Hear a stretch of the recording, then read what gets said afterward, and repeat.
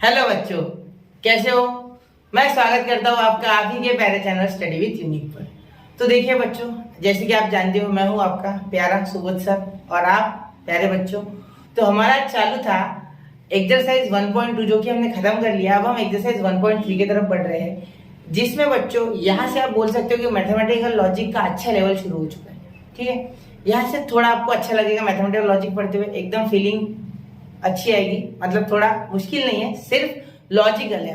अब थोड़ा अब अच्छे लेवल के क्वेश्चन हम शुरू करेंगे। तो चलिए शुरू करते हैं हमारा आज का प्रैक्टिस सेट 1.3 और उससे रिलेटेड बेसिक्स भी शुरू करते हैं। तो देखिए बच्चों, सबसे पहले हम इसमें पढ़ेंगे क्वांटिफायर्स। क्या पढ़ेंगे? क्वांटिफायर्स। ठीक है, अब ये क्वांटिफायर्स दो प्रकार के होते हैं बच्चों। एक होता है यूनिवर्सल। क्या होता है? यूनिवर्सल। और एक होता है बच्चों एग्जिस्टेंशियल। एग्जिस्टेंशियल।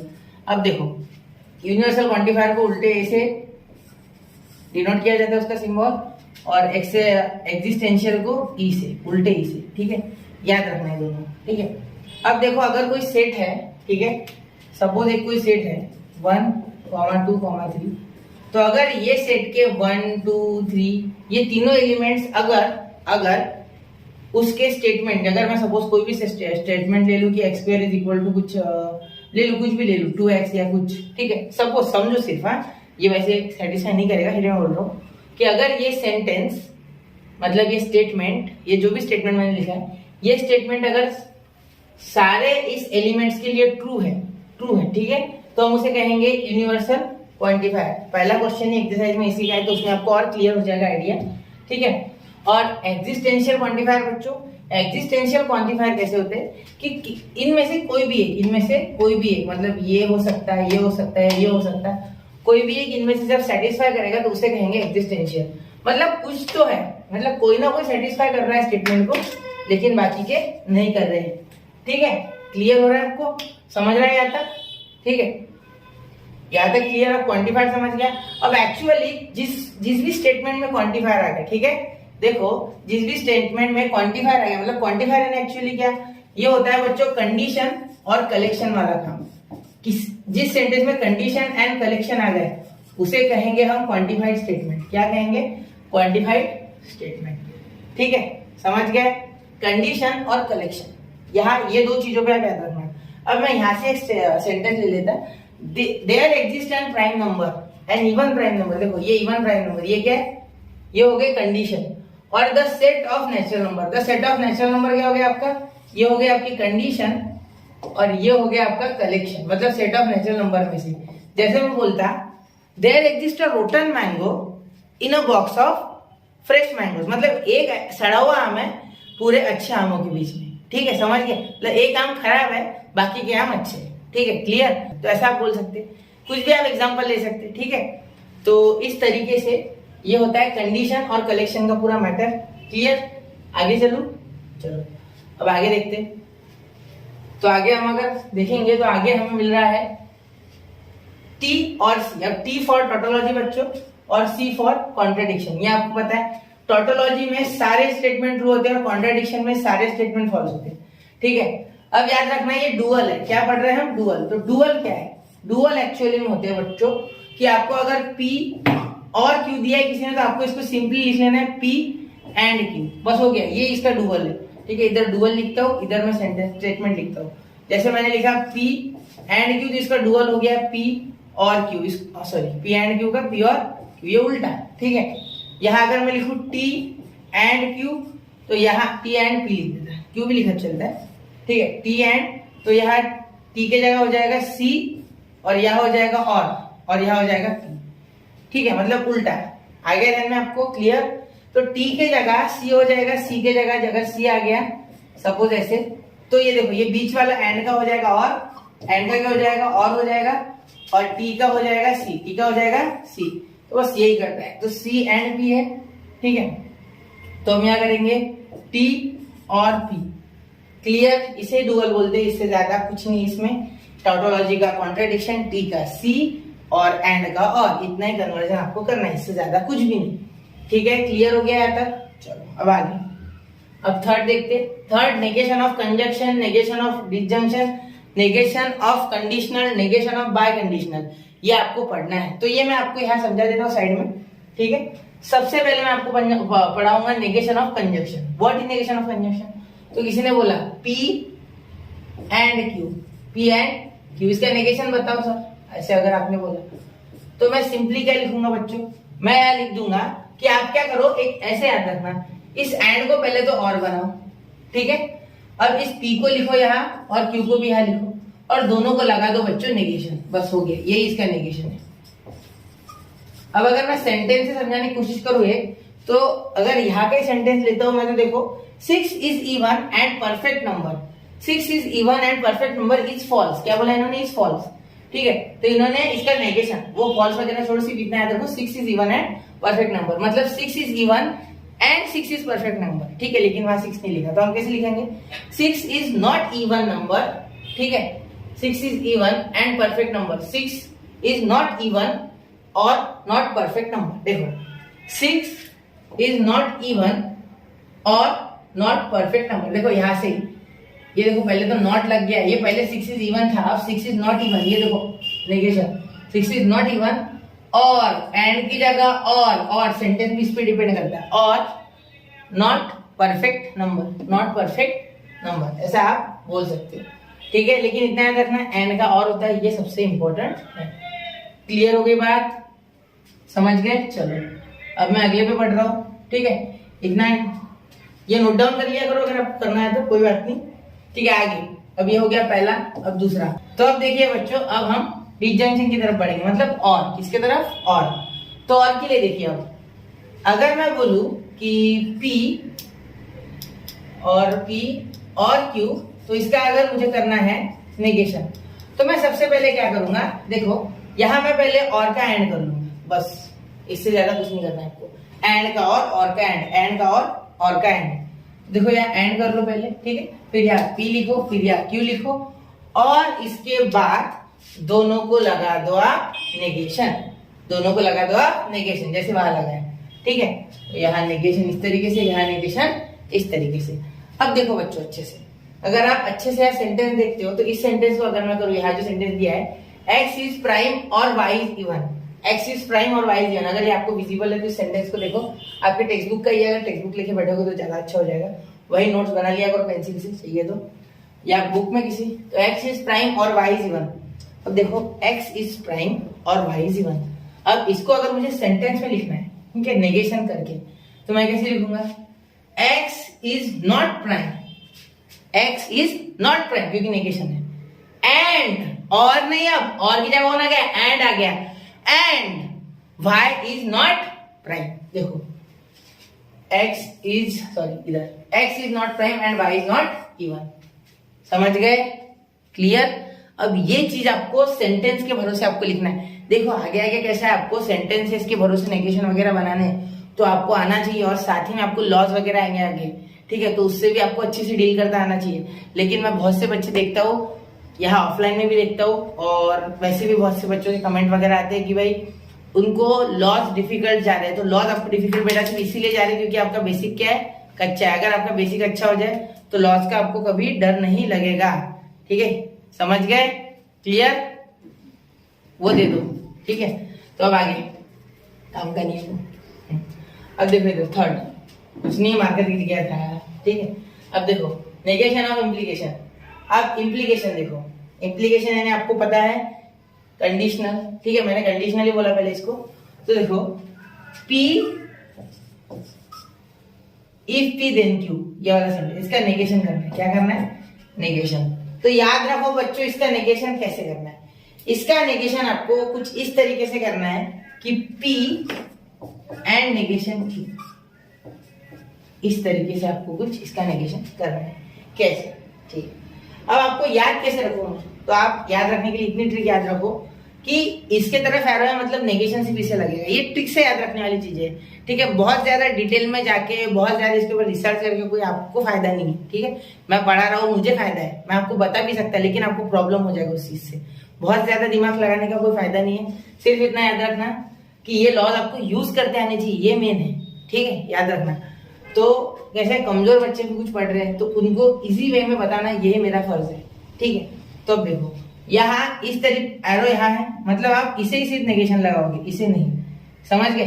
क्लियर? पी को नहीं लगाओगे, सिर्फ क्यू को, जिसके तरफ एरो है वही, बाकी कोई नहीं, ठीक है? तो क्यू के दामन में डार्क कर दो, मतलब एरो लगा दो, उधर उसको नेगेशन लगा दो। तो पी एंड क्यू, इसका साथ ही एंड है, ठीक है? याद रखना, and Q, P and negation Q, P and negation Q. अब जैसे मैं यहाँ से अगर एक सेंटेंस उठा लू यही से, if P is true then Q is true statement, ठीक है? तो यहाँ देखो, यहाँ क्या बोला है? If bakery is open then I will buy a cake for you. अगर बेकरी ओपन है तो मैं आपके लिए केक खरीदूंगा या खरीदूंगी, ठीक है? अब इसको अगर इस तरीके से लिखेंगे तो इफ बेकरी इज ओपन, देखो if bakery is open, if bakery is open and then I will not buy a cake for you. बस यही है इसका स्टेटमेंट। अगर यहाँ आपको बताओ तो देखो, यहाँ दिया है क्या, देखते हैं। हाँ, only when the bakery was open I did not buy a cake for you, यही बात है, ठीक है? I will not buy a cake for you, समझ गए ना? क्लियर हो गई बात? इसको नॉट लगा देना इधर वाले सेंटेंस को, समझ गए? इधर वाला सेंटेंस जो है वैसा का वैसा, उधर वाला बदल देना, ठीक है? क्योंकि ये कंपाउंड स्टेटमेंट है ना, दो। क्लियर हो गए? समझ गए बात? कोई इसमें कोई दिक्कत नहीं? चलो चल जाएंगे। अब देखो यहाँ हम अगर इस तरीके से देखें कि इफ पी देन क्यू, ठीक है? तो इसका नेगेशन क्या हो जाएगा? यहाँ अंडरलाइन कर लो आप चाहो तो, P and not Q, P and not Q, मतलब P does not imply Q, ठीक है?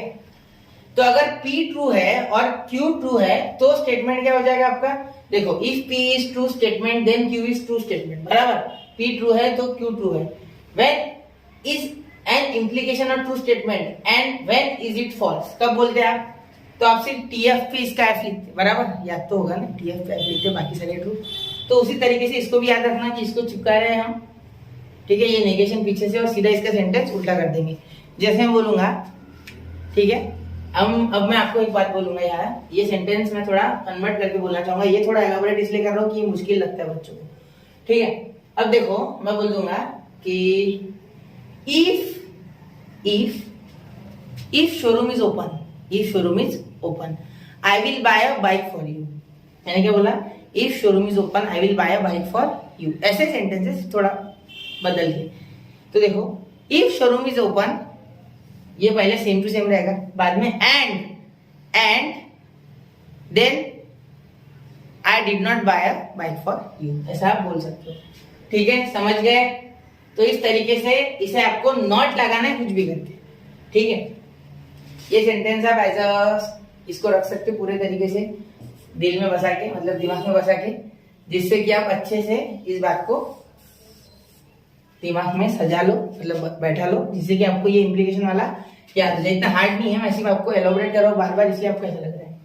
नेगेशन ऑफ बाय कंडीशन, ऐसा बाय कंडीशनल। बाय कंडीशनल थोड़ा सा इजी है, कॉम्प्लिकेटेड बिल्कुल नहीं। कोई भी चीज कॉम्प्लिकेटेड नहीं पूरे चैप्टर में, कोई भी चैप्टर कॉम्प्लिकेटेड नहीं लगेगा। मैं सारे आसान बना दूंगा आपके लिए, टेंशन मत लो, ठीक है? फिजिक्स के भी जल्दी आ रहे हैं वीडियोस, जल्दी ही कोशिश चालू है। समय की कमी के कारण थोड़ा मुश्किल जा रहे हैं, ठीक है? देखो, P Q, P implies Q, पहले से ऐसे लिखेंगे, ठीक है? उसके बाद लिखेंगे एंड क्यू इम्प्लाइज पी, ठीक है? हो गया है, तो ऐसे लिख लिया आपने। ये मैं आपको करके बता रहा हूँ, डायरेक्टली कुछ और आता है, ठीक है? इतना समझ गए? अब देखो, बीच में एंड है यहाँ, ठीक है?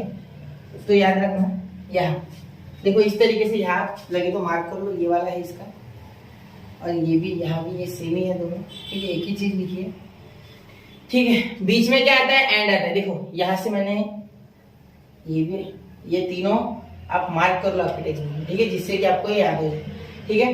क्या लिखोगे? नेगेशन ऑफ पी, ठीक है? नेगेशन ऑफ पी, ठीक है? डबल इम्प्लीकेशन क्यू, ठीक है? ऐसा बोल सकते ना, या ऐसा बोलो, if P then only and then only Q, ठीक है? ये हो गया नेगेशन, हो गया, इनका नेगेशन करना है। तो if P then Q and if Q then P, ठीक है? यहाँ तो हो गया क्लियर। अब इसको लिखना कैसे? अब इसको इस तरीके से लिखना है कि एंड को अंदर लेके आओ, एंड को कहाँ लेके आओ, अंदर लेके आओ, और ये ट्रिक है याद करने की, ठीक है, एंड को अंदर लेके आओ, ठीक है, और यहाँ बाहर और कर दो, और बाकी विषय ऐसे का वैसे, सिर्फ यहाँ जैसे मैं उधर बोलता था कि पीछे वाले को मतलब इसे हमें नेगेशन देना, वैसे यहाँ भी इन दोनों को नेगेशन दे दो। देखो हो गया, पहले इसमें क्यू आ जाएगा नेगेशन, फिर दूसरे इसमें पी आ जाएगा, ठीक है। याद क्या करना है, ये एंड को अंदर ले लो, फिर बीच में और लो, और पीछे वाले जो है ब्रैकेट में उनको नेगेशन दे दो, विषय खत्म, ठीक है।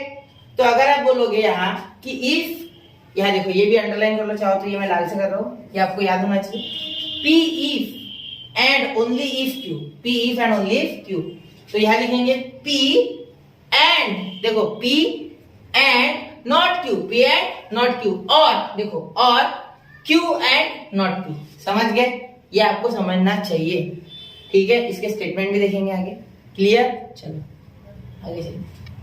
अब देखो कन्वर्स, इनवर्स और कॉन्ट्रापोजिटिव, देखो कन्वर्स,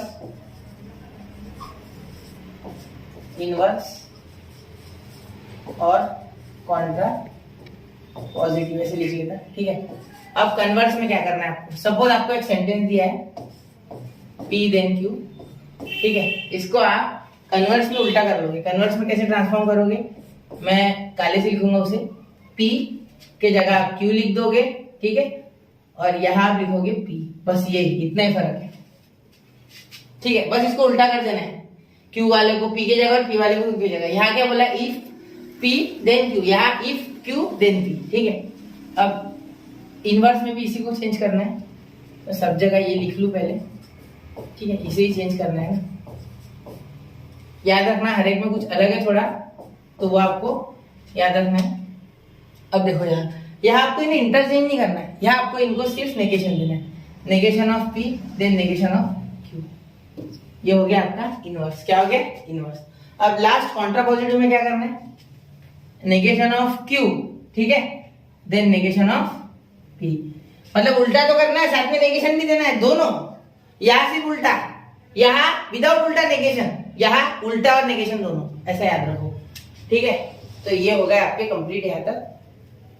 अब यहाँ से हम एक्सरसाइज स्टार्ट कर सकते हैं शायद, क्योंकि सारा मैंने कवर कर लिया। पहले क्या पढ़ाया मैंने आपको, क्वांटिफायर्स, कंडीशन क्या होता है, कलेक्शन क्या होता है, quantifier existential, existential, universal quantifier क्या होता है, क्वांटिफाइड स्टेटमेंट क्या होता है, उसके बाद मैंने आपको पढ़ाया नेगेशन, फिर डुअल पढ़ाया पहले बीच में, टोटोलॉजी और कॉन्ट्राडिक्शन का चेंज कैसे करते हैं, एंड का और का एंड होता है, टी के जगह सी के जगह T for tautology, C for contradiction, ठीक है, टोटोलॉजी में सिर्फ ट्रू, कॉन्ट्राडिक्शन में सिर्फ फॉल्स, ये मैंने आपको पिछले लेक्चर में पढ़ा दिया था, थोड़ा स्पीड से बोल रहा हूँ क्योंकि रिवीजन दे रहा हूँ 1 मिनट के अंदर, ठीक है। उसके बाद हमने पढ़ा है बच्चों, अभी क्या पढ़ा हमने पिछला, हाँ हमने पढ़ा नेगेशन ऑफ, पहले तो पढ़ा नेगेशन ऑफ डिसजंक्शन, उसके बाद पढ़ा नेगेशन ऑफ कंजंक्शन, उसके बाद पढ़ा हमने नेगेशन ऑफ इम्प्लीकेशन, मतलब उसी को हम कंडीशनल कहते हैं, नेगेशन ऑफ बाय कंडीशनल। अब उसके बाद हम पढ़े ये कन्वर्स, इनवर्स और कॉन्ट्रापोजिटिव, बस इतने।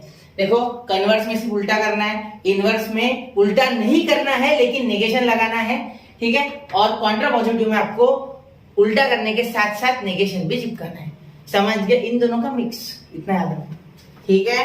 चलो अब मैं क्वेश्चन पे बढ़ रहा हूँ बच्चों। पहला क्वेश्चन, मैं जानता हूँ कि ये क्वेश्चन में 6 एक साथ है, लेकिन मैंने जानबूझ के अलग अलग लिए जिससे कि मैं आपको अच्छे से पूरा समझा पाऊँ डिटेल में, जिससे आपको कोई भी दिक्कत ना हो पढ़ाई करते समय, ठीक है।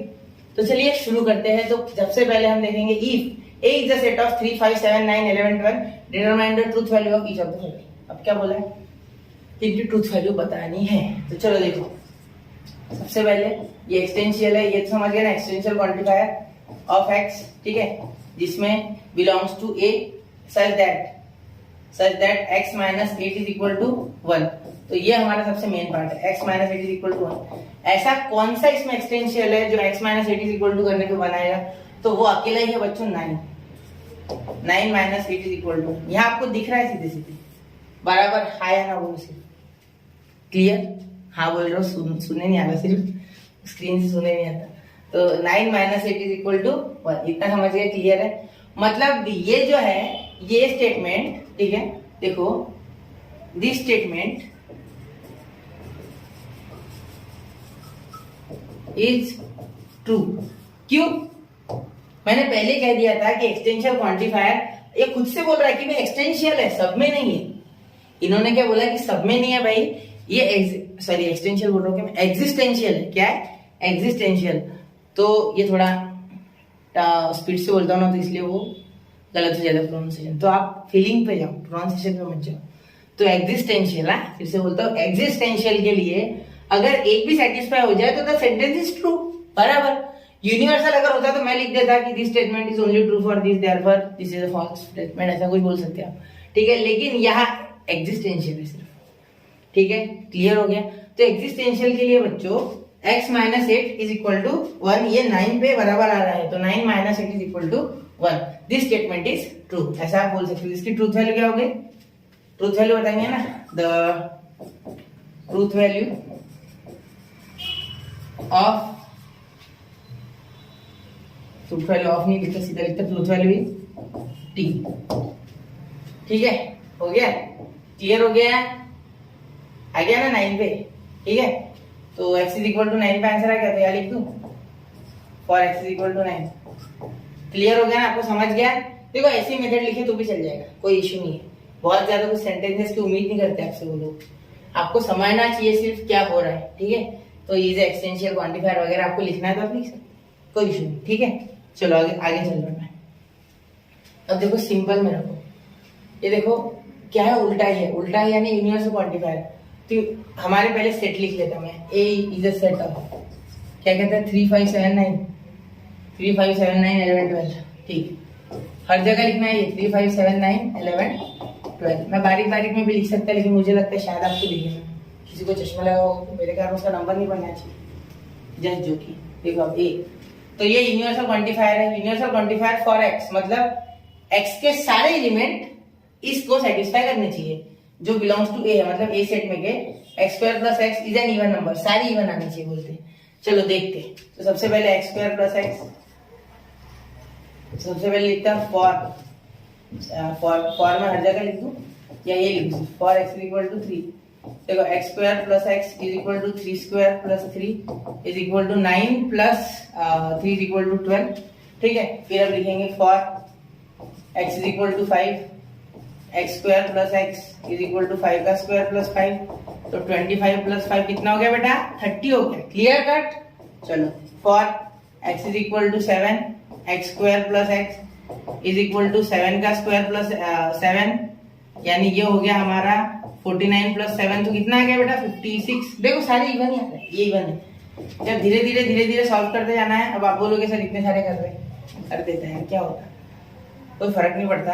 एक्स स्क्वायर प्लस एक्स थोड़ा समय लगेगा आपका, थोड़ा लेट जाएगा, सॉरी, डाउनलोड कर लो ना। तो ये हो गया 81 प्लस 9, कितना हो गया भाई 90, क्लियर।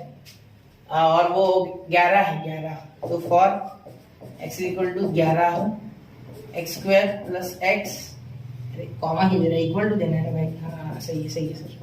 तो 121 प्लस 11, तो 121 प्लस 11 हो जाएंगे हमारे 2 3, मतलब 132, क्लियर। और फॉर अब लास्ट, आखिर में पहुंच ही गए हम मंजिल पर, चलते रहना है हमें, सिर्फ मंजिल खुद आ जाती है आगे। तो x square plus x is equal to 12 का square plus 12 is equal to कितना आ जाएगा 144 प्लस 12, यानी हो गया हमारे 556, क्लियर। चलो तो ये हो गया हमारे सारे के सारे इवन नंबर सेटिस्फाई, यहाँ सारे इवन आ गए, देखो कोई भी ऑड नहीं आया, सारे इवन, तो ये बराबर है, ठीक है। तो this statement is true, this check कर ले रहा मैं, ये चेकिंग है, ठीक है। This statement is true, therefore its truth value, या द ट्रूथ वैल्यू लिख सकते, its truth value is T, clear. किस तरीके की दिक्कत, क्लियर दिख रहा है पूरा अच्छे से। ये हैंडराइटिंग बेकार है क्या, देखो मैंने अच्छा लिखा है, मतलब बड़ा लिखा है, जिससे कि आपको समझे मेरी गंदी सी हैंडराइटिंग, गंदी सी है लेकिन प्यारी सी है, मेरे लिए सही है, ठीक है। चलो चलते आगे। अब अगला existential quantifier x belongs to a such that x square is less than 0, कोई भी नहीं ऐसा। देखो पहले तो हम लिख लेंगे क्या थे, 3 5 7 9 11 और 12, यही थे ना, एक बार चेक करूँ मैं पहले स्लाइड में। 6 3 5 11 9 3 5 7 9 11, ठीक है चलो क्लियर। अब देखो एग्जिस्टेंशियल क्वांटिफायर्स x के जो है वो बिलोंग्स टू ए, मतलब कुछ कुछ, जैसे कि x स्क्वायर ये छोटा है 0 से, बिल्कुल नहीं, बिल्कुल नहीं, एक भी नहीं है। देखो 3 का स्क्वायर भी बढ़ाएगा, 5 का भी बढ़ाएगा, 7 का 3 का 9, 5 का 25, 7 का 49, 9 का 81, 11 का 121 और 12 का 141। बोलने की जरूरत ही नहीं, 0 उनसे कभी बड़ा हो ही नहीं सकता। ठीक है, तो सीधे लिखता है this statement is false, is false, एक भी नहीं है ना भाई ऐसा, तो false, therefore its truth value पूछी थी ना हमने, उन्होंने, सॉरी हमने नहीं, ट्रूथ वैल्यू इज f, यानी फॉल्स। क्या है? फॉल्स। क्लियर? किस तरीके की दिक्कत? बिल्कुल, चलो ठीक, समझ गए ना। देखो 0 से कैसे, ये क्या बोला है, x square is less than 0, how is it possible? अरे यार निगेटिव होना चाहिए वो नंबर, और स्क्वायर करने के बाद वैसे भी कोई निगेटिव नहीं आता। मैं -1 का भी स्क्वायर करूंगा ना तो वो भी बनाता है, तो कैसे भी 0 से छोटा हो गया यार? सोचो, सिंपल सी बात है। नहीं समझ रहा है, वापस से एक चीज रिवाइंड करके सुनो। मैं बोलता हूँ, देखो स्क्वायर करने के बाद any negative number gets positive, therefore no square of a number can be less than 0। मतलब कोई भी नंबर स्क्वायर करने के बाद पॉजिटिव हो जाता है, तो कैसे वो 0 से छोटा हो जाएगा? -10 लाख ले लो, उसका स्क्वायर करो, देखो फिर भी आ जाएगा पॉजिटिव, आ गया। चलो कैलसी पे कर लिए, चलो ठीक, अच्छी बात है। कैलसी 10 लाख का स्क्वायर करके दे दिए, मोबाइल में किया हुआ आपने, देखो आगे चलो। All values of x, for all x, ठीक है, मैं बोल रहा हूँ यूनिवर्सल क्वांटिफायर, मतलब for all values of x belongs to A, x is an even number. x क्या है? Even number. x क्या है? इवन नंबर, इवन नंबर है ये, ठीक है। तो हम पहले a लिख लेते हैं, जो कि मैंने छोड़ दिया 3 5 7 9 11 12, ठीक है क्लियर, अब याद हो गई सारी वैल्यूज, इवन नंबर है बोलते हैं। तो for all values of x is an even number, यहाँ हमने ऐसा क्वेश्चन किया था क्या? ऐसा किया हमने अभी भी, इज एन इवन नंबर, अभी तो किया हमने क्वेश्चन, वापस से यही क्वेश्चन, 4th नंबर वापस से आ गया क्या? एक minute, is an even number, नहीं वो अलग था, वो x स्क्वायर प्लस x था, ये x इज एन इवन, तो नहीं है भाई, इवन नंबर नहीं है उसमें, सिर्फ अकेला 12 है। ये काले रंग से मार दे तो उसके नीचे निशान। तो दिस स्टेटमेंट या गिवन स्टेटमेंट बोल सकते हैं, is true only for x is equal to 12, x is equal to 12, for other values of 12, for other values of x it is false, ठीक है, फॉल्स। और तो अब क्या लिखे? अब लिखेंगे बच्चों कि ये पूरा स्टेटमेंट फॉल्स है, क्योंकि बाकी वैल्यू से सेटिस्फाई नहीं कर रहे हैं।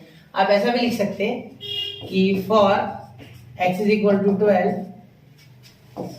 The equation, the given statement बोल सकते हैं इज सेटिस्फाइड, मतलब ये सेटिस्फाई हो रहा है, ठीक है। But for x is equal to 3, x is equal to 5, x is equal to 7 and x is equal to 9 and x is equal to 11, यहाँ कॉमा चाहिए, ठीक है। इट इज नॉट सेटिस्फाइड, ठीक है, ऐसा बोल सकते हैं। देयरफॉर दिस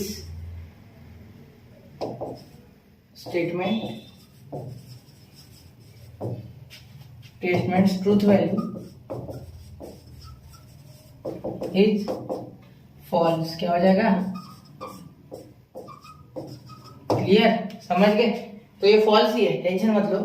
अगर यहाँ बोला है ऑल, फॉर ऑल, और वो एक्सटेंशियल है, मतलब फॉर देयर एग्जिस्ट के लिए, ठीक है, देयर एग्जिस्ट और फॉर ऑल था ना, तो ये फॉर ऑल और वो देयर एग्जिस्ट तो नहीं होगा, नहीं, या फॉर ऑल बोला है तो फॉर ऑल ही होना चाहिए, वरना नहीं, ठीक है। चलो आगे। अब देयर एग्जिस्ट x, मतलब चलो देखेंगे So there exists x belongs to a such that 3x plus 8 is greater than 40. 3x plus 8 40 से बड़ा है. ठीक है, देखते. तो a की वैल्यू पहले ले लेते. क्या है a की वैल्यू? 1 2 सॉरी 1 नहीं, मैंने क्या 3 से बोला, 3 से 3 5 7 9 11 12 ये अच्छे वैल्यूज है. ठीक है, तो अब देखते हैं क्या होता है. तो for x is equal to 3 into 3 plus 8 कितना हो जाता है ये? 9 प्लस 8 कितना हो जाएगा? 9 प्लस 8 तो कमजोर ही होगा उससे, 17. ठीक है, 5 पे हो जाएगा. एक बार मैं 45 15 पे भी नहीं. 7 3 21 9 3 27 प्लस 8 9 11 33 प्लस 8 41 और 12 प्लस 9 पे नहीं आएगा. 9 21 प्लस 8 होता है बच्चों 35. नहीं होगा वो, 9 तक तो पॉसिबल नहीं है, 11 12 के लिए. ठीक है, देयर एक्सिस्ट वाला सही है. ठीक है, तो यहाँ लिख दूं for x is equal to 11 and x is equal to 12. ऐसा आप डायरेक्ट लिख सकते हैं, चाहो तो आप सैंपल करके बता देना. ठीक है, द गिवन स्टेटमेंट या द स्टेटमेंट भी लिखा तो चलेगा. Statement is true 3x plus 8 is greater than 40. But for other values of x, x 3 5 7 9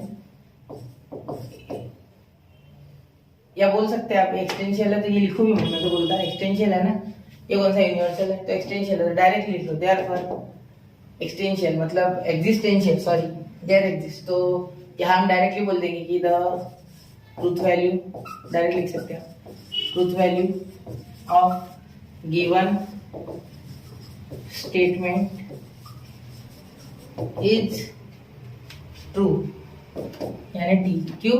क्योंकि देयर एग्जिस्ट ही बोला था उन्होंने. ठीक है, अब अगला देखते हैं. For all values of x belongs to 8 2x plus 9 is greater than 40. ठीक है, चलो देखते हैं. तो यहाँ पहले तो लिख लेते 3 5 7 9 11 और 12. क्लियर, ये हो गया. ये 11 और ये 11. ठीक है, अब देखते हैं. 3 3 का 9 9 प्लस 6 15. हाँ सही है, यहाँ बड़े हो जाएंगे सारे, कोई बात नहीं. 5 2 10 10 19. ठीक है, ये सारे बड़े हो गए, मतलब ये सारे हैं. ठीक है, फॉर ऑल वैल्यूज ये करके देखना है आपको. देखो 2 3 का सबसे छोटी वैल्यू ले लो प्लस 9 तो कितना हो जाएगा? 6 प्लस 9 15 हो गया. मतलब इसके लिए सेटिस्फाई कर रहा है तो बाकी के लिए तो करेंगे. For all values of x 3 5 7 9 11 12. ठीक है, 2x plus 9 is greater than 14. The equation satisfies for all values. ठीक है, therefore the given statement is true. Statement is true. Truth value बनाने से पहले ये बोलना पड़ता है कि वो ट्रू है या फॉल्स है, तो वो ट्रू है. Therefore truth value of given statement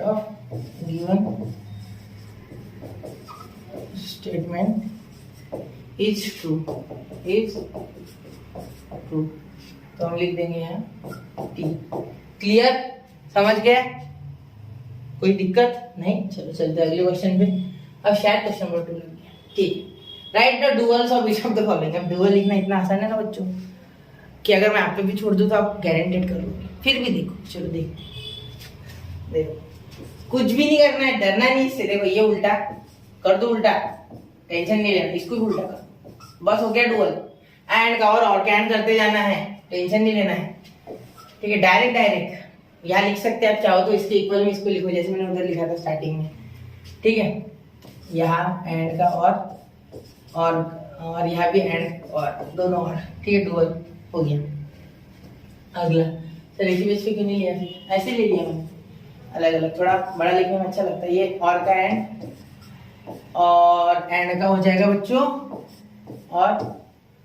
और ये भी हो जाएगा और का एंड। क्या हो जाएगा? और का एंड। क्लियर बच्चों? कोई दिक्कत बिल्कुल नहीं ना डुअल में? और का एंड का और करना कौन सा है मुश्किल है भाई? चलो चल जाएगा। ठीक है, इस बात पे आगे सर नेगेशन आगे आपका ऐसे डुअल, उसका डुअल पे कोई असर नहीं पड़ता, छोड़ो उसको, छोड़ दो। एंड का और बोला है करने को, बाकी दिमाग मत चला, टेंशन मत लो, हो गया बस, विषय खत्म। ठीक है, पैसा आजम। ठीक है, अब ये भी, इसे भी ऐसे चिपका दो। ठीक है, और का एंड, ये एंड का और ये आर, नेगेशन ऑफ आर, और इसको भी लिख लो एंड का और। समझ गए? इतना समझना है, सीधे का उल्टा, बस, उससे ज्यादा कुछ नहीं। इसका भी, अब इसका भी बच्चे बहुत दिमाग लगाने की कोशिश करते हैं, मत लगाओ यार, ये बहुत आसान है। एंड का और कर दो, हलवा है ये, हलवा भी नहीं है ये, सलाद है, सलाद। ठीक है, ये देखो, अब ये और ये पी, और यहाँ भी और है तो यहाँ मैं ऐड कर दूं, और यहाँ क्यू लिख लूं जैसा था वैसा, और यहाँ एंड है तो यहाँ मैं और कर लूं बच्चों, और। ठीक है, चलो ठीक है, बड़ी अच्छी बात है सर। ठीक है, क्लियर हो गया ये। अब आगे कौन सा क्वेश्चन है वो देखेंगे। ठीक है, तो अगला भी यही है भाई, डुअल करो, बार बार डुअल सिम क्या लगा के रखा है। चलिए देखते, ये क्यू और ये हो गया। अब ये एंड का और करना था ना सर, एंड लिख रहे हैं, सॉरी गलती हो गई। ये ए हो गया और ये क्यू, और ये हो गया एंड का और ये हो गया एस। ठीक है, क्लियर? समझ रहे हो अच्छे से? उसने एंड का और करना जाना है। अगर गरीब से कोई एंड का और रह गया है तो प्लीज संभाल लो। ठीक है, चलो ठीक है, संभाल लोगे? चलो, ये दोनों मैंने एक ही पेज पे ले लिए, इन्हें थोड़ा बड़ा कर दूं। ठीक है, बहुत जगह थी मेरे पास, स्लाइड तो फ्री में आती सर। हाँ, सही है, लेकिन बोर्ड फ्री में नहीं आता। ठीक, चलो ठीक है। अब ये देखो, अब ये सी का क्या हो जाएगा? टी हो जाएगा। पहली बार आया है तो इतने क्वेश्चन हमने किए, उसमें सी टी कहीं नहीं आया, कहीं सी टी नहीं बची, अब सी टी बजेंगी। ठीक है, ये सी को टी कर दो, सबसे पहले कर दिया, टी कर दिया इसको। अब इसे उल्टा कर दो। ठीक है, ये मत हटाओ, रहने दो ऐसी, इसे कर दो उल्टा। ठीक है, इसे करना आपको उल्टा करना है, एंड है और कर दो। ठीक है, जो एंड है उसको और करना है, उससे ज्यादा कोई दिमाग लगाना नहीं है। चलो क्लियर। क्यू ये और है, इसे एंड करना है, यहाँ आर लगा दो। क्लियर हो गया? चलो ठीक है, बिल्कुल। कोई बात परेशानी नहीं हो रही है ना आपको? समझ रहा है ना? ठीक है, अगर समझ नहीं रहा है तो समझ रहा है ना? एंड का और बस। अब ये नेगेशन को वैसे ही रखना है, इसे एंड कर दो, इसे क्यू और इसे और कर दो, एंड है, इसे आप एंड को और कर दो, ये टी हो गया। ठीक है, अरे मैंने 3 ले लिया कि इस पे? चलो ठीक है, 3 संभाल लेंगे इस बार। क्या है इसमें? और ये टी लिखना है? नहीं, बिल्कुल नहीं, सॉरी बच्चों, यहाँ सी चाहिए, सी। टी का सी होता है ना सर, आपने तो बताया था। हाँ, बिल्कुल सही है बेटा, मैं भूल गया। ठीक है, उम्र के साथ साथ याददाश्त कमजोर होती जा रही है। ठीक है, आगे चलो देखते। अब ये सी का क्या करना है? ये एंड का और ये इसका भी और का एंड, सॉरी, और का एंड का चल नहीं रहा। और ये सी का टी, सी टी बचाओ। क्लियर? 1 2 3, और का एंड, एंड का और, टी का सी, सी का टी। ठीक है, ये फाइनल है शायद दोनों, देखते। वो इतने कर दिया मैंने, फिर भी बची रहे 10, ये 11 वाले क्या फिर? अरे हाँ, यहाँ 12 लेना भूल गए, 9 ले दिया गलती से। एक ही कर रहा है मैंने, देखता एक बार रुको। वापस, और 9 10 वापस आ गया क्यों? हाँ, ये 9 10 वापस है। चलो ठीक है, यहाँ मैंने कर दिया बच्चों, इसे मैं खत्म कर रहा हूँ स्लाइड को। ठीक है, 18 नंबर की स्लाइड वापस आ गई है। ठीक है, चलो हटा देते इसे। चलो, अब ये इसमें 10 क्वेश्चन थे। ठीक है, 10 के 10 कर दिया हमने, ये देख लो। ठीक है, अब मैं अगले स्लाइड में पढ़ रहा हूँ, तो बढ़ते हैं बच्चों अगले क्वेश्चन की ओर। तो अब देखिए बच्चों, यहाँ हम क्वेश्चन नंबर 3 पे आ चुके हैं। अब यहाँ देखिए क्या बोला गया, write the negations of the following. Negations लिखना कुछ भी मुश्किल नहीं है। अगर आपने अभी मैंने जो पढ़ाया था स्टार्टिंग में, स्टार्टिंग से अगर आप वीडियो देख रहे हो कंटिन्यू में, ठीक है, ये वाला आपने अगर वो स्किप कर दिया पहले का पार्ट तो प्लीज देख लीजिए, सिर्फ नेगेशन वाला। वहां मैंने negation of conjunction, negation of disjunction, negation of implication और नेगेशन ऑफ बाय कंडीशन, इन सबका नेगेशन ऑलरेडी पढ़ा दिया है, ठीक है। तो चलिए शुरू करते हैं first question.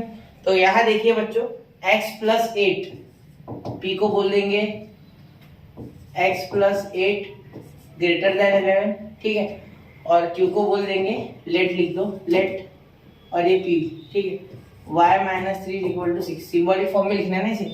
Therefore the statement is, the symbolic form is, क्या लिख देंगे, p इज, सॉरी p और q, ये है। तो इसका नेगेशन देखो बच्चों, p और q is, negation of p और q इज, देखो क्या बोला था मैंने, और का एंड का और, तो इसका क्या हो जाएगा बच्चों, एंड हो जाएगा, क्या हो जाएगा, एंड, और दोनों को नेगेशन, दोनों को नेगेशन और साथ में एंड, दोनों का नेगेशन और साथ में एंड, ठीक है बच्चों। अब देखो यहाँ क्या करना है, इसको नेगेशन है, negation of p, negation of q, ठीक है, तो इसे लिखेंगे कैसे, देयरफॉर ये हो गया आपका सिंबॉलिक, ये आपका नेगेशन हो गया, तो हम लिखेंगे therefore the negation is, therefore the negation is, या negation of given statement, therefore the negation of given statement, given statement ऐसा बार बार लिखा करो, मैं शायद लिखूं ना लिखूं, आपको अच्छे से लिखना है। स्टेटमेंट इज, देखो बच्चों गिवन स्टेटमेंट इज, हाँ x+8 ये ग्रेटर देन है ना, तो लेस देन और इक्वल टू 11, इक्वल टू देना है आपको, ठीक है, याद रखना इक्वल टू आपको देना है, ठीक है। इसके पीछे का रीजन आपको आगे है, मतलब अगले बीएससी वगैरह मैथ्स करोगे तब 12th में तो नहीं, ठीक है, तो उसके बारे में कोई फायदा नहीं है बात करके, लेकिन याद रखना इक्वल टू, जब भी ये साइन बदलोगे आप इनइक्वालिटी का, तब इसमें जैसे भी आप साइन बदलोगे उसके नीचे इक्वल टू दे देना, मतलब x+8 इज लेस देन और इक्वल टू 11, ठीक है, ऐसे पढ़ सकते हैं, 11 इज ग्रेटर देन और इक्वल टू x+8, ठीक है। दूसरा यहाँ क्या बोला गया, एंड, ठीक है, एंड y-3, और की जगह एंड आ गया, and y-3 is not equal to 6, is not equal to 6, समझ गए। अब यहाँ इक्वल टू को नॉट इक्वल टू, इसको ग्रेटर देन को लेस देन, ठीक है, क्लियर, कोई दिक्कत नहीं, बिल्कुल। चलो चलते हैं आगे, अगला क्वेश्चन किया जाए, इसका स्क्रीनशॉट निकाल लो, सही है तो ठीक है, चलो चलते हैं। अब देखो बच्चों question number 20, 11 is less than 15, okay, तो ये भी कंपाउंड स्टेटमेंट है, तो let p 11 is less than 15, ठीक है, और क्या बोला गया है बच्चों, एक मिनट, थोड़ा अच्छे से लिखने की कोशिश करते हुए या सोच सर, तो q is 25 is greater then 20, ठीक है, चलो अब आगे। Therefore the symbolic form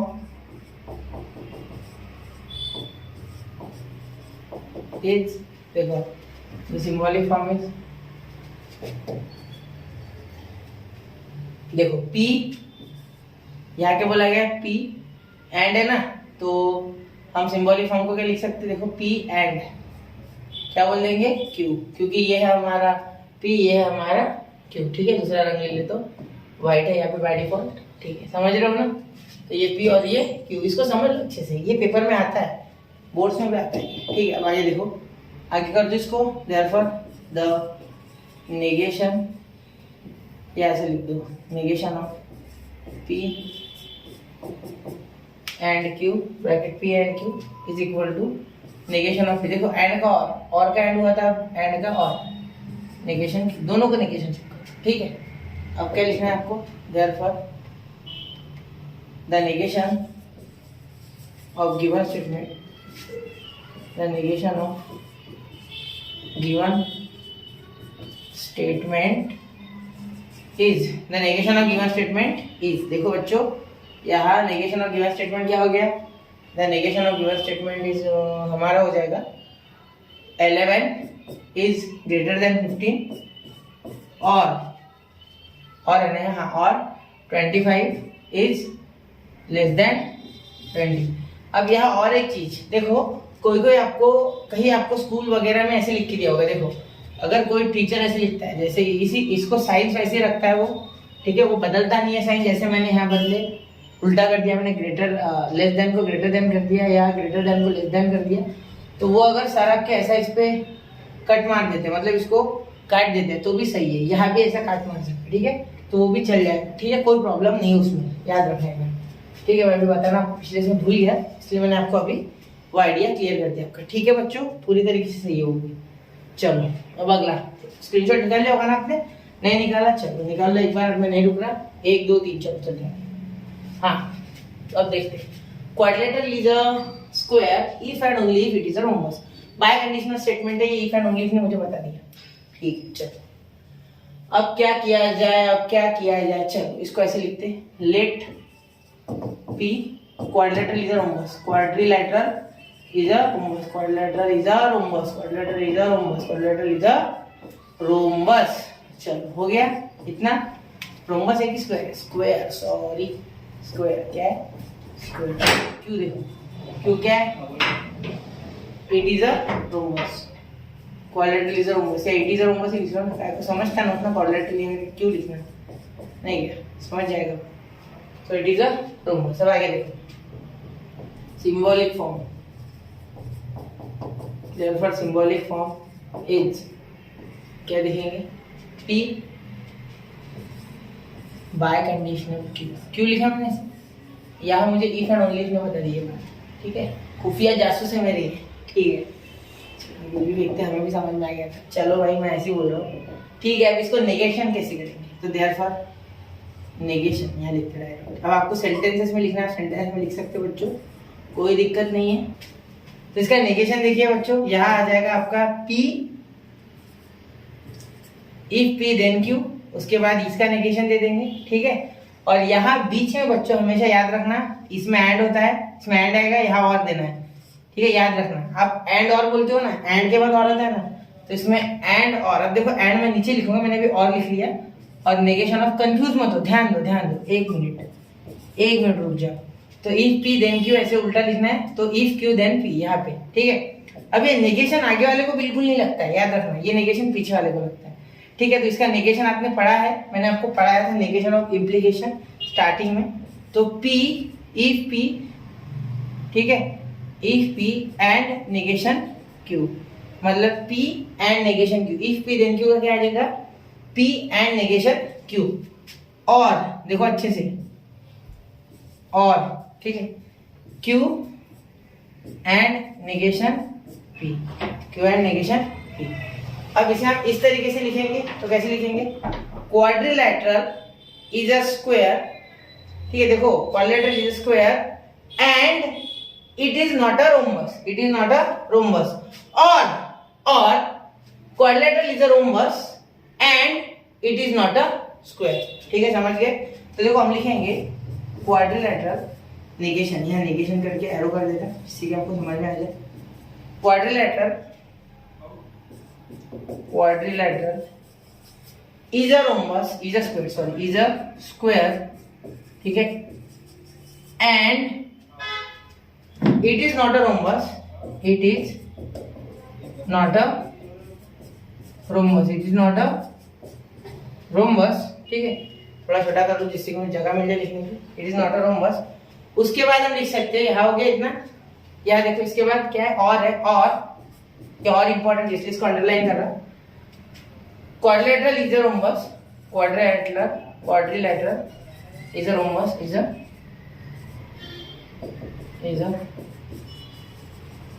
rhombus, ठीक है, it is and it is not a square, it is not a square, समझ गए, क्योंकि नेगेशन में P था यहाँ पे। क्लियर हो गया आपको ये 3 क्वेश्चन, अब बाकी के तो आप खुद भी कर लेंगे, इतनी गारंटी, फिर भी मैं कलर देता हूँ सारे। It is cold, it is raining, let P, speed से क्यों नहीं कराता हूँ, क्योंकि स्पीड से कराने में बच्चों कंसेप्ट क्लियर नहीं होते, सिर्फ टाइम पास होता है, ठीक है, मेरे हिसाब से, ठीक है, उसमें कुछ नहीं है, वो स्पीड से देखने में कोई मजा नहीं है, कॉन्सेप्ट क्लियर होना चाहिए, पूरा दिल में उतरनी चाहिए बात, it is cold, Q it is raining. अब देखो P and Q symbolic form ऐसे आप लिख देता है, ठीक है, आप लिख दोगे ना अच्छे से, ठीक है। इसके बाद negation, negation of P and Q क्या हो जाएगा, ये सिंबॉलिक फॉर्म है, क्या है, सिंबॉलिक फॉर्म। तो इसका नेगेशन क्या हो जाएगा बच्चों, इसका नेगेशन जो है थोड़ा अच्छे से, ठीक है चलो। अब इसका नेगेशन जो आ जाएगा बच्चों, वो आ जाएगा नेगेशन P और Q, मैंने बोला था ना एंड का और का एंड, ठीक है। आप कैसे लिखेंगे, देयरफॉर द नेगेशन ऑफ, समझ रहे हो ना, मैं बार बार उधर देख नहीं सकता क्योंकि मुझे लिखना होता है। स्टेटमेंट इज क्या हो जाएगा बच्चों, देखो it is not cold, it is not cold, ठीक है, और इट इज नॉट रेनिंग, और इट इज नॉट रेनिंग, ठीक है। एक तो कोल्ड नहीं है या तो रेनिंग नहीं है, ठीक है, और में है ना, ठीक है, समझ रहे हो। चलो चलो चलो चलो, मैं तो बोलूँगा नोट्स बनाओ, कॉपी पेन लेके बैठो यार, ऐसे मत करो, खुद के साथ धोखेबाजी मत करो। If it is raining then we will go and play football. अब ये सेंटेंस ट्रिकी है बच्चों, देखो ये एक है, ये दूसरा है और ये तीसरा है। अब आप बोलोगे सर कैसे, यहाँ पे एंड आया, ये इफ और देन के बीच में, ये देन में ये पूरा सेंटेंस आ गया और इसमें बीच में एंड है। तो देखो आप कैसे लिखेंगे, कैसे इसको तीन सेक्शन में बाइफरकेट कर लो इसको, पहले ये और ये। अब देखो सुनो, let P it is raining, it is raining, ठीक है, दूसरा, इसके बाद P हो गया। अब देखो यहां लिख देंगे P we will go, we will go, यहाँ क्यों लिख देंगे, क्यों हार ले लेंगे, वी विल गो, ठीक है, हम जाएंगे, हम जरूर जाएंगे, ठीक है। और आर हो जाएगा हमारा R, we will play football, we will play, जब बाहर जाएंगे तभी तो फुटबॉल खेलेंगे ना, तो वी विल प्ले फुटबॉल, समझ गए। चलो अब इतना हो गया। अब लिखेंगे कैसे, सिंबॉलिक फॉर्म। देखो इसका सिंबॉलिक फॉर्म देखो बच्चों, इसका सिंबॉलिक फॉर्म हो जाएगा P, ठीक है, यहाँ हो जाएगा देन, ये दोनों सेंटेंस तभी हो गए जब it is raining, then, then के बाद देखो Q और बीच में एंड और फिर R है, ठीक है। तो अब इसका नेगेशन कैसे है, इसका नेगेशन, नेगेशन देखो इसका, ठीक है, इसका P Q, मैं देता हूँ नेगेशन, एक मिनट है, ये पूरा लिख लूँ। अब इसका पूरे का नेगेशन दे देंगे, तो नेगेशन इसका हो जाएगा बच्चों, अच्छे से देखना ध्यान से, ठीक है। अब देखो सबसे पहले इसे सॉल्व करना है, अब इसे सॉल्व करने की बारी आ चुकी है, ठीक है, आली रे आली आता मजी बारी आती, ठीक है। अब देखो यहाँ पहले तो नेगेशन, इसका क्या होता है आपको पता है ये बात, इसका मैंने आप पिछले इसमें बताया, देखो कहा किया मैंने इसके पिछले इसमें, देखो ये इम्प्लीकेशन, ठीक है, इसका मैंने कैसे किया था, सेम उसी तरीके से, ठीक है। यहाँ लिख देता हूँ मैं, देखो इसमें जो रूल लग रहा है वो ये है, क्यू देन, ये पूरा क्यू जैसा ट्रीट करना है, ठीक है, ये सिंगल टर्म है, ये पूरी एक सिंगल टर्म है, ठीक है। बहुत से बच्चे कंफ्यूज हो जाते हैं कि तीन टर्म आ गया सर, नहीं नहीं ये सिंगल है, ठीक है, याद रखना है बात, ठीक है। अब इसको कैसे लिखेंगे, देखो P, समझ गए, इतना इतना समझ गया ना, पूरे क्लियर हो गया ना, ये अच्छे से, ये सिंगल टर्म है, वापस से बता रहा हूँ, ठीक है, रिपीट कर रहा हूँ क्योंकि समझ जाए आपको, ठीक है। यहाँ क्या होता है बीच में बच्चों, एंड, क्या होता है एंड नेगेशन क्यू, क्लियर, ये रूल याद रखना, हमें ना भूलना, ऐसा बोल रहा है वो, ठीक है, समझ गए ना। चलो अब यहाँ क्या करेंगे बच्चों, देखो यहाँ नहीं लिखते, नीचे लिखते, अच्छा नहीं लगेगा, तो यहाँ नीचे देखो इसका नेगेशन, नहीं इधर ही लिखते यार, नीचे कुछ है नहीं मेरे पास, इसके इक्वल में ये बराबर हो जाएगा ना। तो देखो नेगेशन P तो नहीं होगा, P एंड ये पूरा negation, negation of Q and R, Q and R। अब इसको कैसे कर देंगे 2 मिनट के अंदर। अब क्या, ये एंड तो ऐसे रहेगा, ये अंदर का और हो जाएगा, ठीक है, नेगेशन Q और नेगेशन R, पता है ना ये रूल, ये भी पता है आपको रूल। यहाँ दूसरा रूल लिख देता है, दूसरा रूल क्या हो जाएगा, ब्लैक से लिखूं, थोड़ा अच्छा हो जाएगा ना ब्लैक से, समझ जाएगा आपको जल्दी। तो ये दूसरा रूल देखता हूँ। देखो P एंड Q होने पे आप क्या करते हो, negation of P and Q होने पे और मैं कर लेते हो, क्या कर लेते हो, मैं बार बार इसलिए रिपीट कर रहा हूँ जिससे कि आपको पढ़ने की जरूरत ना पड़े, डायरेक्ट से मैं ही याद करा दूँ। कोशिश कर रहा हूँ मैं याद कराने की, ठीक है। चलो तो याद हो जानी चाहिए आपको ये सारी चीजें, ठीक है। अब ये हो गया, इसके सारे सेंटेंस लिखेंगे। तो इसके सेंटेंस कैसे लिखेंगे, देखो अब यहाँ क्या आ गया, it is raining, it is raining, इसका नेगेशन का सेंटेंस देखो, इट इज रेनिंग, ठीक है। ये हो गया इट इज रेनिंग, बिल्कुल सही है। ये क्या है, और इट इज रेनिंग, और ये देखो और मैंने ये और यहां लिखा मैंने, ठीक है। और we will not go, we will not go, we will not go, ये भी एक है, वी विल नॉट गो, ये लिख दिया गो। और देखो और यहाँ एंड हो गया ना, सॉरी यहाँ एंड है, एक मिनट, यहाँ थोड़ा गड़बड़ हो गया, मैंने यहाँ को और लिख लिया। And we will not go, और we will not play football, we will not play football, समझ गए। देखो कुछ भी नहीं, इसके सहारे करना था ये सेंटेंस, ठीक है। ये थोड़ा सा ट्रिकी था इसलिए मैंने थोड़ा ज्यादा एक्सप्लेन कर दिया, ठीक है, समझ रहे हो। MST CT वगैरह में ऐसे सेंटेंसेस आते हैं बच्चों, ठीक है। चलो चल जाएंगे। अब 24, √2 इज अ रैशनल नंबर। अब देखो √2 इज अ रैशनल नंबर, इसको कैसे करेंगे, तो सबसे पहले हम क्या लिखेंगे, √2 इज अ रैशनल नंबर बोला ना, तो इसे लिखेंगे कैसे। तो अब देखो सिंपल सी बात है, √2 is not a rational number, irrational मत लिखना, rational not a rational number लिखना। अब देखो अब यहाँ क्या हो जाएगा बच्चों, एक्चुअली ये P है, ठीक है। तो P का नेगेशन तो सीधा ही हो जाता है ना, नेगेशन P, ठीक है। तो कोई दिमाग लगाने की जरूरत ही नहीं है यहाँ, ठीक है, डायरेक्टली हो जाएगा। ये देखो all natural numbers are whole numbers, ठीक है। ये नंबर्स लिखा है आपके टेक्स्ट बुक में, करेक्ट कर लो, NUMBERS नंबर्स लिख लो, ठीक है। All natural numbers are not whole numbers, all natural numbers, ठीक है, are not whole numbers, are not whole numbers, are not whole numbers, ठीक है, क्लियर।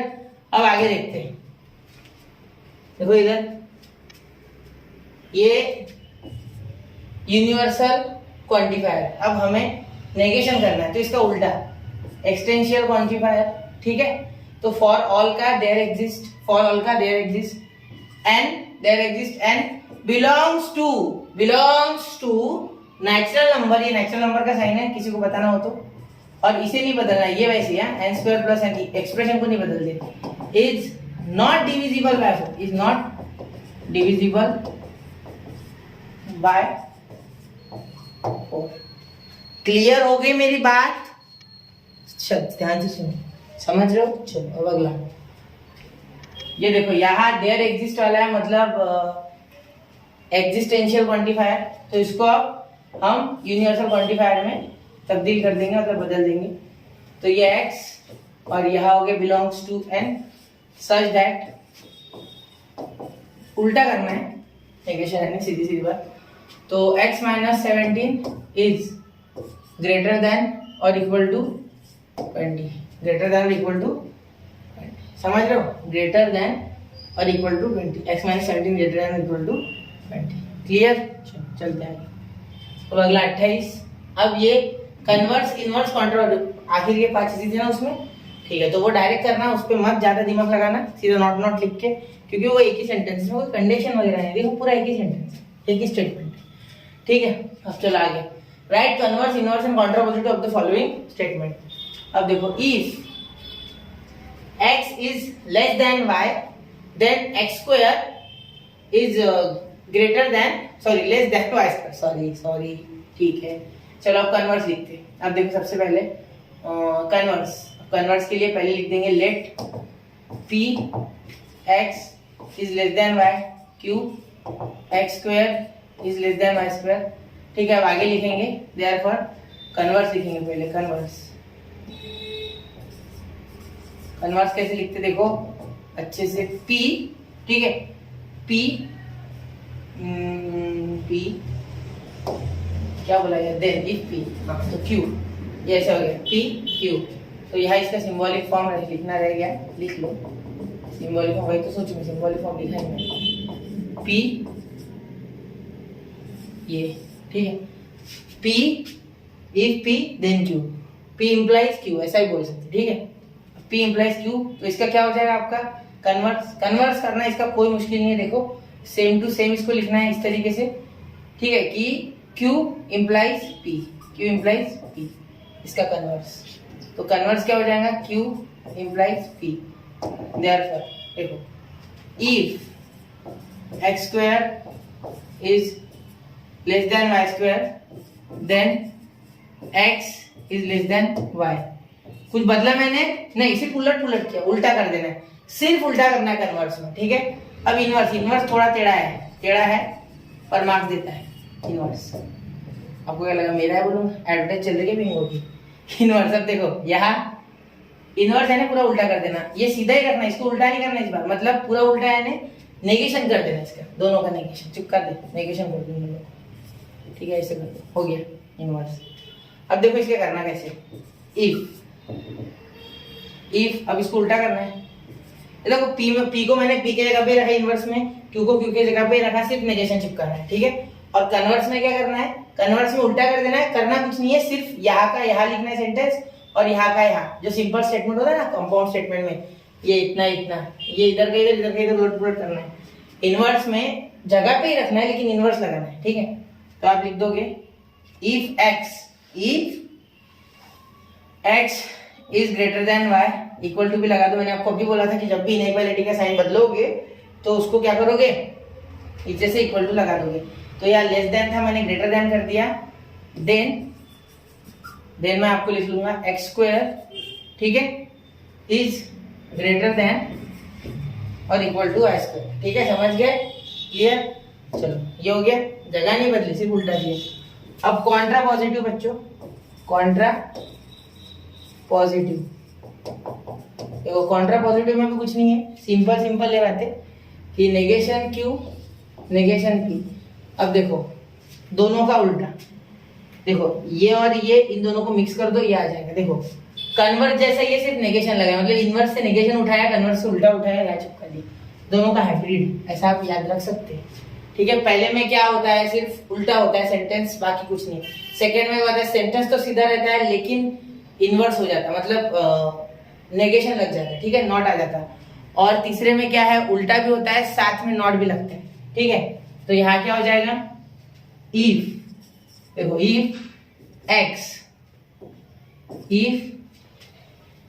स्क्वायर, ठीक है, इज, इसको उल्टा लिख सकते हैं इसको, हाँ, if x square is greater than और इक्वल टू वाई स्क्वायर, ठीक है, देन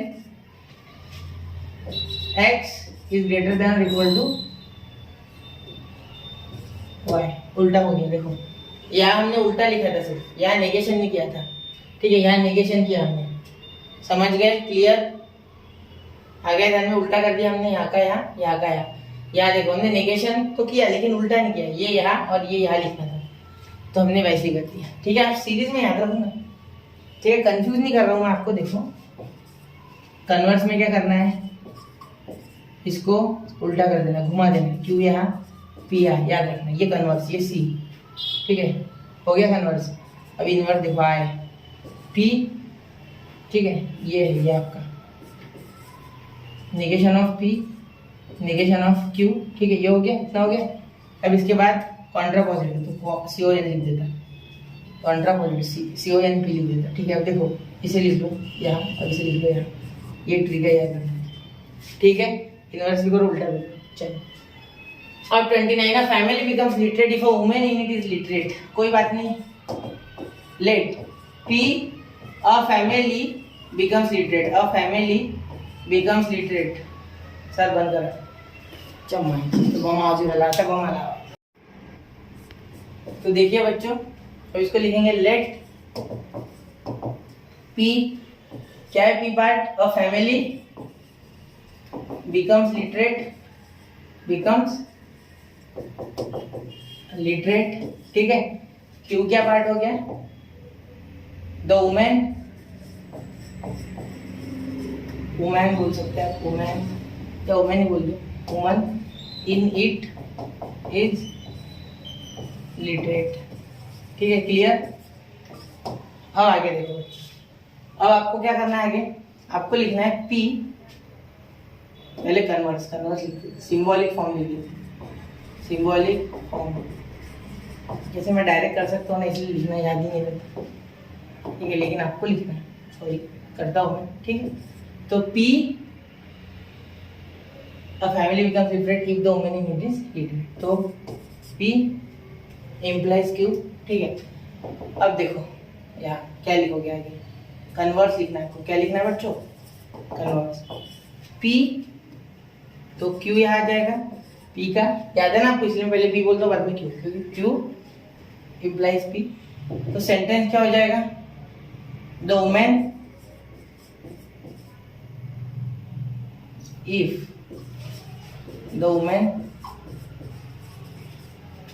इन फैमिली, या इन द फैमिली बोल सकते, is literate then the family becomes literate, या then a family becomes literate. ठीक है, आप देखो आगे, अब कन्वर्स के आगे क्या लिखना है हमें, इनवर्स। तो इनवर्स देखिए बच्चों, इनवर्स क्या हो जाएगा यहाँ, अब इनवर्स हो जाएगा negation P implies negation Q. ठीक है, क्या लिखेंगे अब देखो, if a family is not literate, if a family is not literate, then the woman in it is not literate,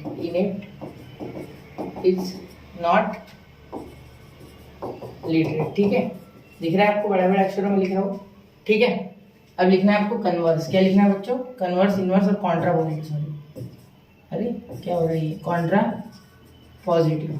अब कॉन्ट्रा पॉजिटिव कैसे लिखोगे, देखो, इफ, या पहले कर देता हूँ क्यू पी। ठीक है, दोनों करना है, नेगेशन के साथ उल्टा भी करना है, ये और ये, इसका दोनों का मिक्सचर अभी बताया था मैंने आपको। तो यहाँ लिखोगे if a woman in a family is not literate, ठीक है, then the family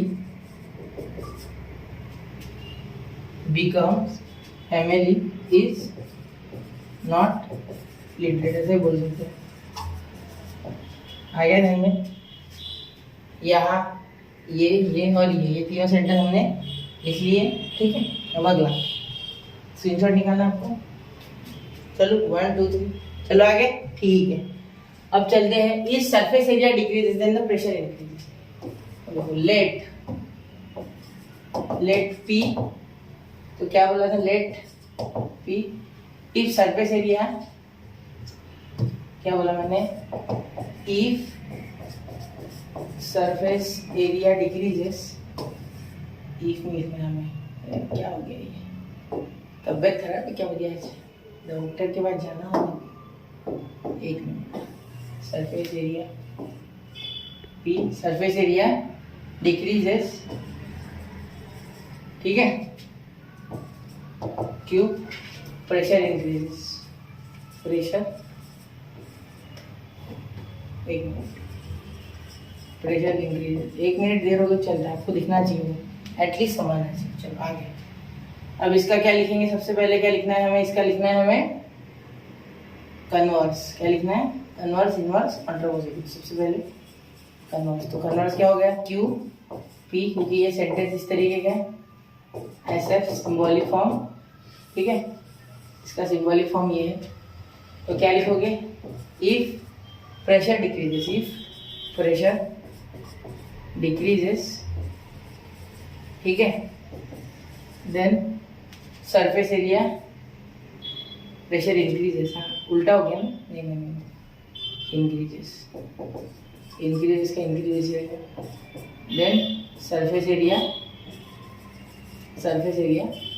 डिक्रीजेस, क्या हो जाएगा डिक्रीजेस। सेंटेंस वाइज को मेरे रखो, बदलो मत, ठीक है। हो गया यहाँ तक। अब कन्वर्स हो गया। अब आप क्या कर, आप खुद से भी कर सकते हो। इनवर्स, पहले इनवर्स क्या हो जाएगा, negation of P negation of Q implies negation of Q. इसको लिखते समय कैसे लिखोगे, इफ